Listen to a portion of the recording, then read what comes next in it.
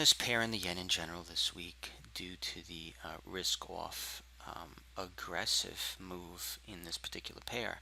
Now, what we've been seeing is a lot of jawboning from several officials from the Bank of Japan, as well as the government in general, regarding the financial situation, with a 7.5% yen move this month.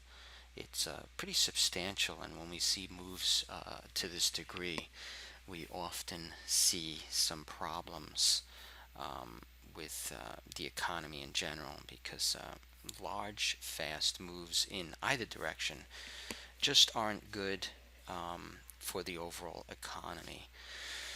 So, what I'm looking at here from a technical standpoint is we do have the momentum subsiding, and this is a daily chart. The momentum, you can see here, these momentum bars have decreased, and then we had a momentum bar yesterday and the previous day that really don't agree with this counter trend strategy. So I'll be watching this really close today. I think today in general, and going into Asian session, should, from a technical standpoint, give us a clear indication of whether or not we are going to see some buying from these lows. 111.62 is a pretty substantial support. If we break this, of course, we're going to come down to this 110.80 area, and at this point it's really just a wait and see. We do have PMI coming out in about an hour.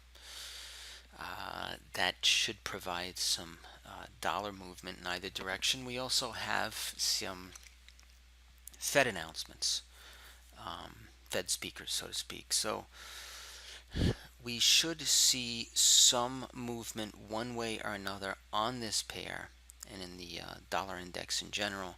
We've seen the dollar versus the euro really get sold off, and this selling came at some areas that